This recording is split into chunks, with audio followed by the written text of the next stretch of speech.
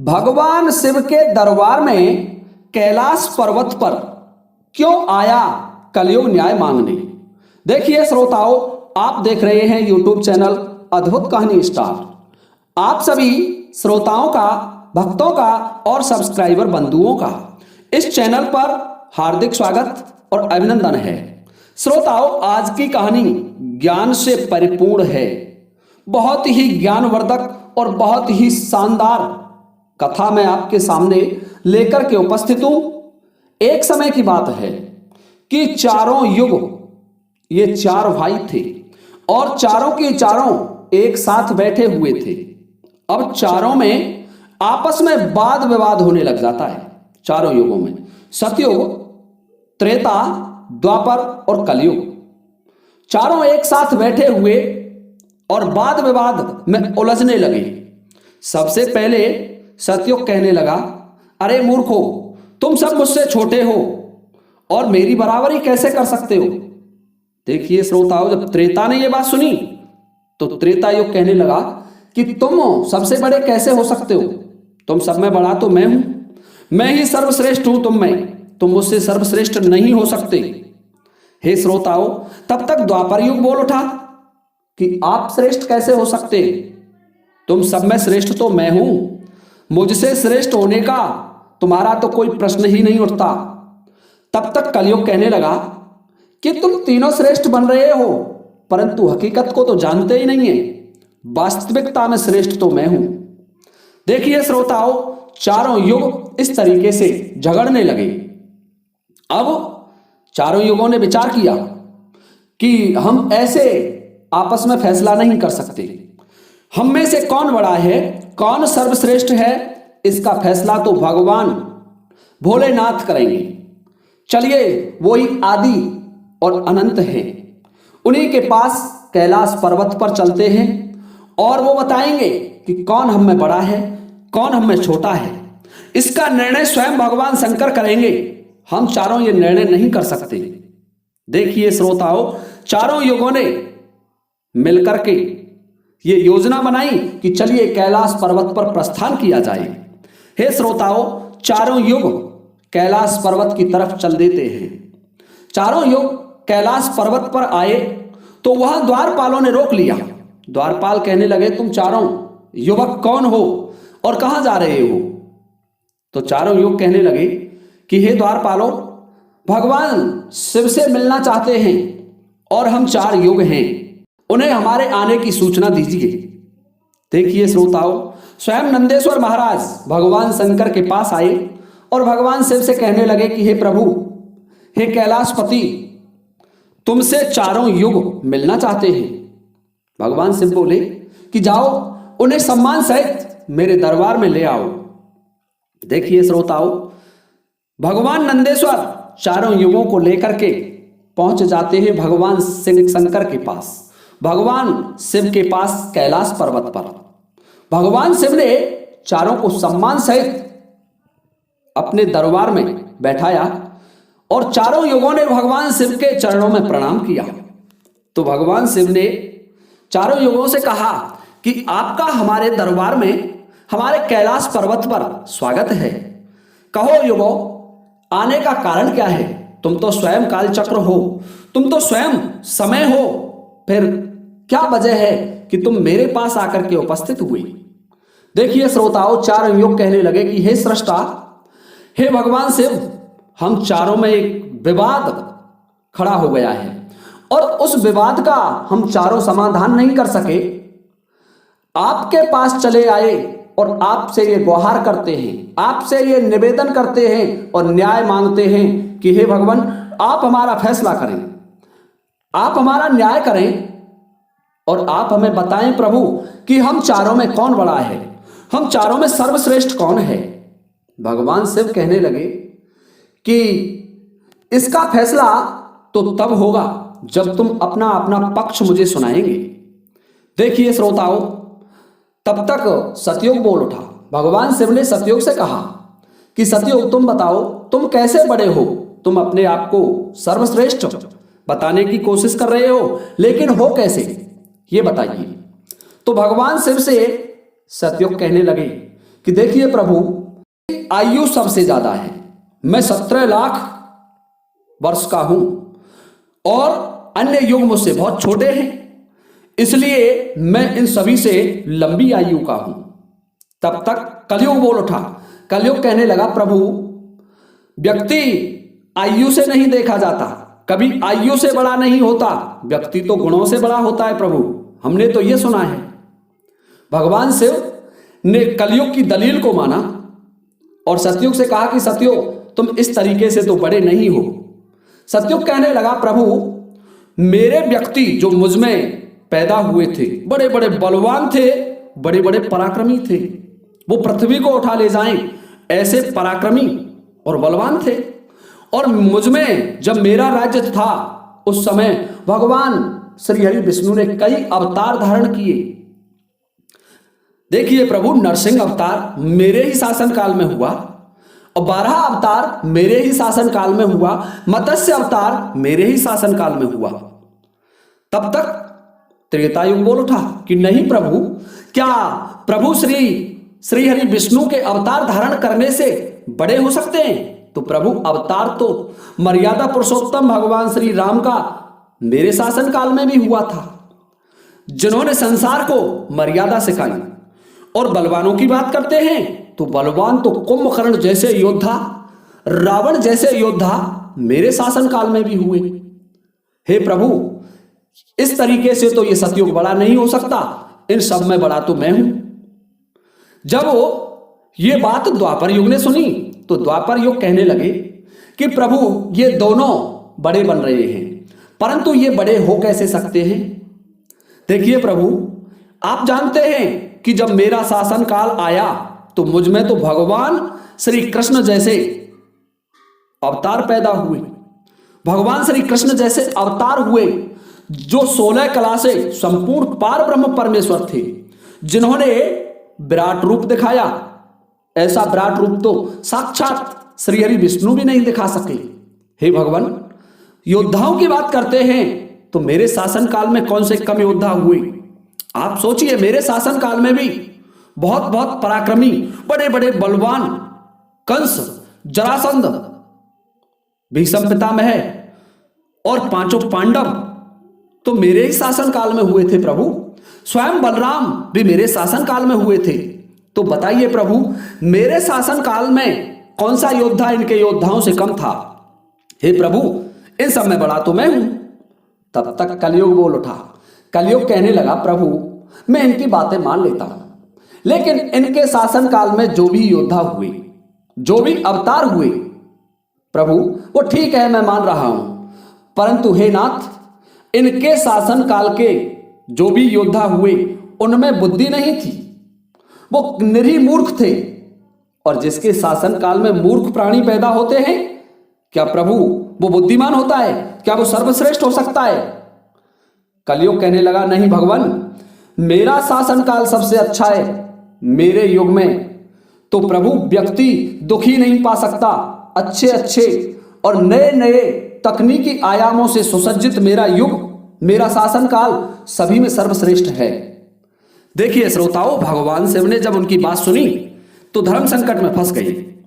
जब भगवान शिव ने चारों युग, सतयुग, त्रेता, द्वापर और कलयुग, चारों की वाणी सुनी, चारों के उत्तर सुने, चारों की बहस सुनी, तो भगवान शिव मन में विचार करने लगे और सोचने लगे कि इनका फैसला कैसे किया जाए। पास में ही माता पार्वती बैठी हुई थी। माता पार्वती कहने लगी कि हे भोलेनाथ, जब आप ही इनका फैसला नहीं कर पाए प्रभु, तो हे भगवान फिर इनका फैसला कौन करेगा? ये चारों भाई लड़ लड़ करके मर जाएंगे। हे नाथ, इसलिए आप इनका फैसला कीजिए। भगवान शिव से समस्त भगवान शिव के गण कहने लगे कि हे भोलेनाथ, आप इनका फैसला करें। ये चारों युग यदि युद्ध करने लग गए तो हे नाथ कुछ भी हो सकता है। सृष्टि का काल चक्र रुक जाएगा, समय का प्रवाह रुक जाएगा नाथ, फिर तो ये सृष्टि निश्चित ही प्रलय की तरफ अग्रसर हो जाएगी। भगवान से बोले कि ठीक है, मैं तुम समस्त गणों की बात मानता हूं और इन चारों युगों का फैसला करूंगा। भगवान शिव ने चारों युगों से कहा कि ठीक है, मैं तुम चारों की परीक्षा लूंगा और जो परीक्षा में सफल हुआ वही सबसे बड़ा होगा। सतयुग बोल उठा कि भगवान, आप जो चाहें वो परीक्षा ले लीजिए, सब में बड़ा तो मैं ही रहूंगा। देखिए श्रोताओ, भगवान शिव से कलयुग कहने लगा, प्रभु मैं भी आपके लिए परीक्षा देने के लिए तैयार हूं, आप परीक्षा लीजिए। चारों युग परीक्षा देने के लिए तैयार हो जाते हैं कि हे प्रभु, आप जैसे चाहें वैसे परीक्षा ले लीजिए, लेकिन एक दूसरे से बड़ा बनने लगे। भगवान शिव ने एक 100 टन वजन का एक परछा लिया, लोहे का परछा, और उसे कैलाश पर्वत के ठीक नीचे एक तलहटी में रख दिया। और उस परछा के पास में ही भगवान शिव ने एक चावलों का ढेर लगा दिया। और भगवान शिव ने चारों युगों को बुलाया और चारों युगों से कहा कि तुम चारों देख रहे हो, तुम्हारी परीक्षा अभी हो जाती है। सतयुग से कहने लगे कि सतयुग देखिए, मेरे 500 गण यहां बैठे हुए हैं और इस परछा में रखे हुए चावल बनने हैं। इन चावलों को तुम्हारे युग का व्यक्ति बनाएगा और मेरे इन सबको भोजन कराएगा। मेरे ये जितने भी गण हैं ये भोजन करेंगे। तो हे सतयुग, तुम्हारे युग का व्यक्ति बनाओ और उसे भोजन बनाने के लिए भेज दो। समस्त घटना को हम सभी मिलकर के यहां देख रहे हैं। देखिए श्रोताओं, भगवान शिव की बात जब सतयुग ने सुनी तो एक बहुत बड़ा पराक्रमी योद्धा, हिरण्याक्ष जैसा बलवान सतयुग ने बनाया और बना करके उससे कह दिया कि जाओ बेटे, इस परछे में चावल बनाओ और चावल बना करके भगवान शिव के इन गणों को भोजन कराओ। देखिए श्रोताओं, अपने महाराज का आदेश सुनकर के सतयुग का आदमी चलता है और उस तलहटी में आया। उस तलहटी में आकर के देखता है कि परछा का वजन 100 टन से ऊपर है, हजारों मन वजन का परछा है। श्रोताओं, अब तो सतयुग का व्यक्ति था, बड़ा बलवान था, एक बहुत बड़ी भट्टी खोदी। भट्टी खोदने के बाद पेड़ों को तोड़ करके लाया और उसमें अग्नि जलाई। अग्नि जलाने के बाद परछा को एक हाथ से उठाया और उठा करके भट्टी पर रख दिया। देखिए श्रोताओं, और चावलों के बोरा खोले और उसमें डाल दिए, जल डाल दिया और चावल उस परछे में बना दिए। श्रोताओं, जब बहुत विशाल परछा में चावल बन गए तो उस व्यक्ति ने, जो सतयुग का था, उसने समस्त गणों को बैठा करके उन्हें पत्तल डाली और उन सबको चावलों से भोजन करा दिया। और जब उसका कार्य पूरा हो गया तो अपना कार्य उसने पूरा किया और पूरा करने के बाद वापस अपने राजा सतयुग के पास आया। कहने लगा, प्रभु मैं जा रहा हूं, मेरा काम हो चुका है। सतयुग कहने लगा, ठीक है तुम जाइए। भगवान शिव और अन्य युग देख रहे थे। भगवान शिव ने अब त्रेता युग से कहा कि हे त्रेता, अब तुम तुम्हारे व्यक्ति को भेजो और यही परछा जो रखा हुआ है मैं इसे अपनी माया से मिटा देता हूं और दूसरा इसे के समान परछा बना देता हूं और तुम इन चावलों को तुम्हारे युग से बनवाइए, तुम्हारे व्यक्ति से बनवाओ और मेरे 500 गणों को भोजन कराइए। देखिए श्रोताओं, तो त्रेता युग ने कहा कि ठीक है प्रभु, जैसी आपकी आज्ञा। त्रेता युग ने भी अपना एक महाबलवान कुंभकर्ण जैसा योद्धा, विशाल शरीर वाला प्रकट किया और उसको आदेश दिया, जो तलहटी में नीचे हजारों टन वजन का ये परछा रखा हुआ है, इसमें हजारों मन पास में ही रखे हुए चावल हैं। इन चावलों को बनाना है, पकाना है और जब चावल पक करके तैयार हो जाएं तो इन समस्त भगवान शिव के गणों को भोजन कराना है। हे श्रोताओं, अब तो त्रेता युग का व्यक्ति बड़ा बलवान था, वह भी चलता है। उस परछे के पास आया, पास में ही एक भट्टी खोदी और भट्टी खोद करके उस परछा को दोनों हाथों से ताकत लगाई और दोनों हाथों से ताकत लगा करके उठा करके उस भट्टी पर रख दिया।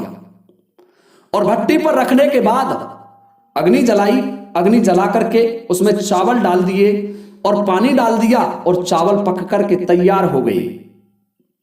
और अब उस त्रेता युग के व्यक्ति ने उन चावलों को उस परछे से निकाला और निकाल करके जितने भी भगवान शिव के गण थे उनको भर भर के बाल्टी उनकी पत्तलों में डाल दिया और समस्त गणों ने भोजन किया और भोजन करने के बाद गण प्रसन्नता पूर्वक फिर कैलाश पर्वत पर आ गए।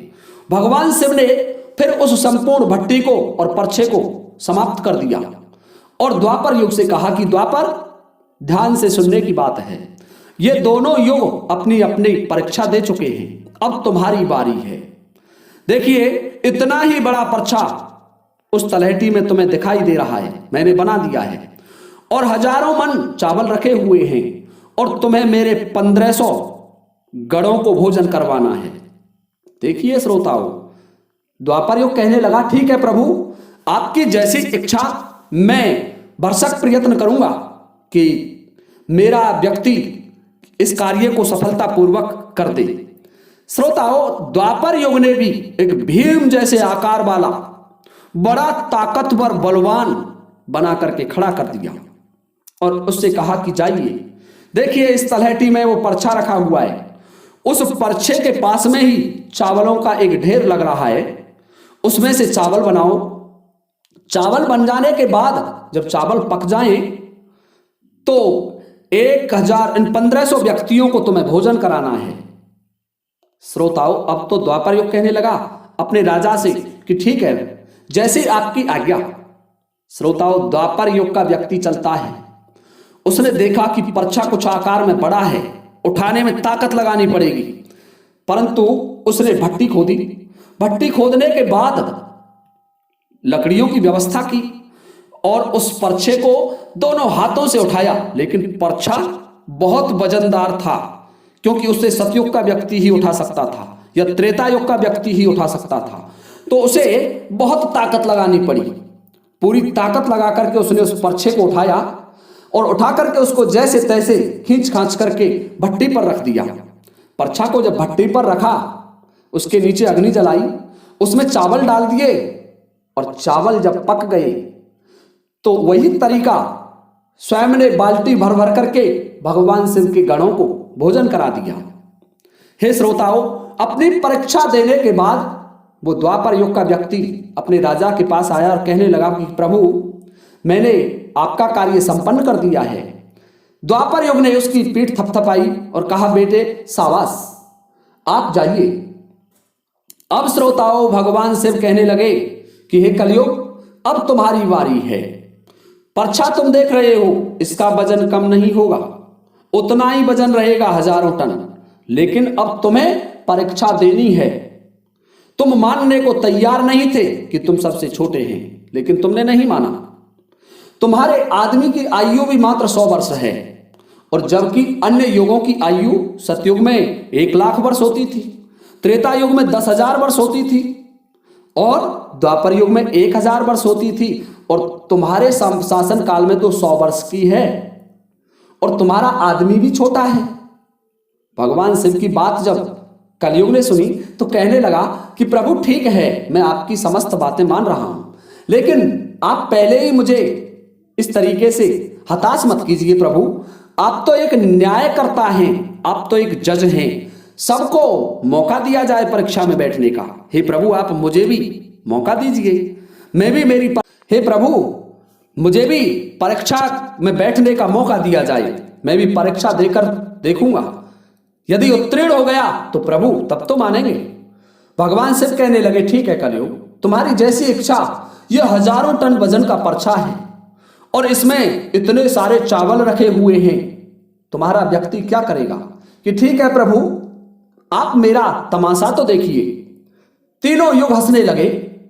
भगवान शिव भी उसकी बात को सुनकर के अचंभित थे कि क्या कलयुग का व्यक्ति इस इतने वजन के परछा को उठा पाएगा। हे श्रोताओं, कलयुग ने एक बहुत बुद्धिमान व्यक्ति पैदा किया, बड़ा ही तीव्र व्यक्ति था, बड़ी ही तीव्र बुद्धि और बहुत सोचने वाला, दूरदृष्टा, सभी गुणों से संपन्न व्यक्ति को कलयुग ने पैदा किया और पैदा करके उससे कहा कि बेटे, तुम्हें अपनी शक्ति दिखानी है, परीक्षा का समय है और इसमें यदि असफल हो गए तो मैं सबसे छोटा हो जाऊंगा। वह व्यक्ति कहने लगा अपने राजा से कि महाराज, ये एक परछा की बात कर रहे हैं आप, ऐसे हजारों परछा यदि मेरे सामने हो तो भी कुछ नहीं कर सकते। जब उस व्यक्ति की बात उन तीनों युगों ने सुनी तो तीनों युग हंसने लगे। कह रहे थे कि यह छोटा सा व्यक्ति, मात्र 3.5 हाथ इसकी लंबाई है, जबकि हमारे व्यक्तियों की लंबाई तो बहुत हुआ करती थी। देखिए श्रोताओं, सतयुग के व्यक्ति की लंबाई स्वयं के 22 हाथ थी और त्रेता युग के व्यक्ति की लंबाई स्वयं के 14 हाथ थी और द्वापर युग के व्यक्ति की लंबाई स्वयं के 7 हाथ थी और कलयुग के व्यक्ति की लंबाई स्वयं के 3.5 हाथ होती है। तो तीनों युग बहुत जोर से खिलखिलाने लगे। कलयुग कहने लगा, आप देखते रहें, मैंने मेरे व्यक्ति को भेज दिया है। उसका आदेश पाकर के वह कलयुग का प्राणी, तीव्र बुद्धि वाला व्यक्ति उस तलहटी में आया। तलहटी में आकर के उसने देखा कि परछा का वजन तो बहुत विशाल है, मैं उसे उठा नहीं पाऊंगा। उसने अपना दिमाग लगाया और उस परछा के नीचे भट्टी खोदना आरंभ कर दिया। परछा को हिलाया भी नहीं और उसके नीचे भट्टी खोद करके तैयार कर दी। और लकड़ियों की व्यवस्था करने में तो उसे कोई समय लगा ही नहीं। लकड़ियां तो उसने वहीं पड़ी हुई थी, उन लकड़ियों को उठा लिया, पेड़ों से भी नहीं बचा और श्रोताओं उन चावलों को उस परछे में डाल दिया। परछे में चावल डल गए, पानी डाल दिया, उस भट्टी में आंच जला दी, उसके नीचे अग्नि जला दी और कुछ ही समय में चावल पककर के तैयार हो गए।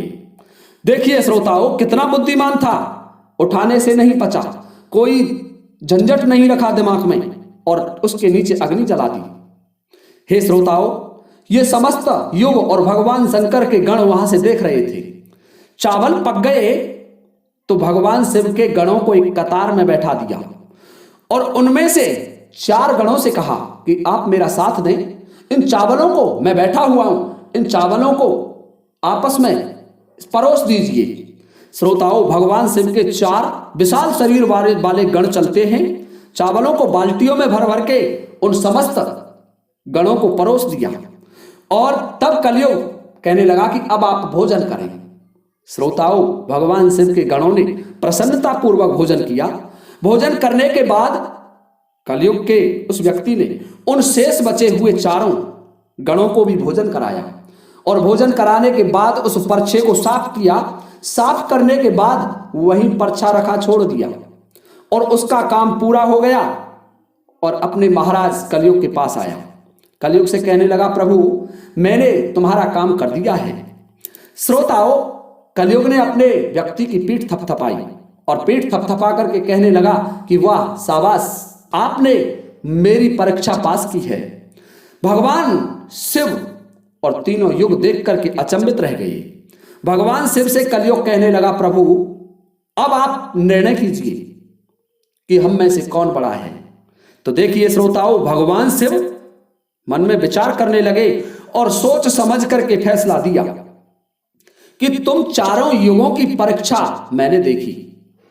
जब सतयुग का व्यक्ति आया तो उसने पूरी ताकत लगाई। ताकत लगाने के बाद परछे को उठा करके रख दिया और स्वयं ने मेरे गणों को चावल परोसे। जब द्वापर त्रेता युग की बारी आई तो उसके व्यक्ति ने भी ऐसा ही किया। चावलों का परछा उठाया और उसको भट्टी पर रखा, उसमें चावल डाले और फिर मेरे गणों को स्वयं ने परोस करके जमाया। और इसी तरीके से द्वापर युग के व्यक्ति ने किया। परंतु तुम देखते नहीं कि मात्र 3.5 हाथ का व्यक्ति, जिसकी बुद्धि देखिए कितना तीक्ष्ण, कितना विशाल परछा था, शायद उसे वो हिला भी नहीं सकता था। उस परछे में चावल बनाए और मेरे इतने गण थे कि यदि बाल्टियों से वो चावल परोसता तो शायद परेशान हो जाता। लेकिन देखिए उसकी बुद्धि, उसने उनमें से ही 4 गण अपनी सहायता के लिए बुलाए और 4 गणों से चावल परोसवाए और जबकि स्वयं बैठा रहा। ये तो बड़ा बुद्धिमान युग होगा। भगवान शिव कहने लगे कि कलयुग बड़े बुद्धिमान व्यक्तियों का युग होगा, इसमें मशीनों का आविष्कार होगा, बड़े बड़े दिमागधारी होंगे। इसलिए समस्त युगों से भगवान शिव कहने लगे कि तुम्हारे व्यक्ति और तुम जैसा शासन करते आए हैं अच्छा किया है, तुम सत्य धर्म और निष्ठा पर रहे हो ठीक है, लेकिन तुम्हारे युग के व्यक्तियों में बुद्धि का अभाव था। उन्होंने अपनी बुद्धि का उपयोग नहीं किया, नहीं तो कुंभकर्ण, रावण, हिरण्याक्ष, हिरण्याकुश जैसे योद्धा जिनके सामने स्वयं भगवान अवतार ले लेकर के आए और वो ये नहीं जान सके कि ये तो भगवान हैं, सृष्टि के रचनाकार हैं, उनसे युद्ध किया और मारे गए।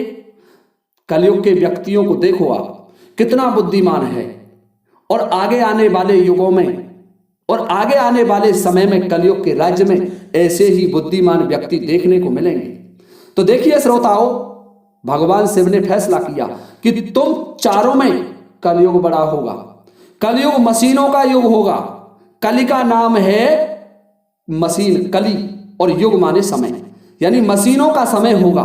इस समय में बड़े बड़े आविष्कार होंगे जो कि सतयुग, द्वापर और त्रेता युग में नहीं हो पाए।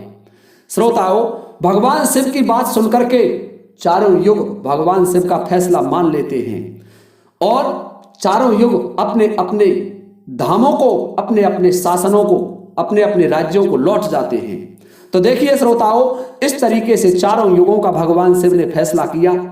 यह था हमारा आज का वीडियो। यदि आपको यह वीडियो अच्छा लगा हो तो कृपया ध्यान रखें, इस वीडियो को अधिक से अधिक शेयर करें, सब्सक्राइब करें और कमेंट करना तो बिल्कुल नहीं भूलें, क्योंकि आपके कमेंटों का हमें इंतजार रहता है। आपके कमेंटों से हमें उत्साहवर्धन होता है, आपके कमेंटों से हमें मार्गदर्शन होता है। देखिए श्रोताओं, अब इसी के साथ आप सभी से लेता हूं इस वीडियो को विराम देने की अनुमति। इसी के साथ जय हिंद, जय भारत।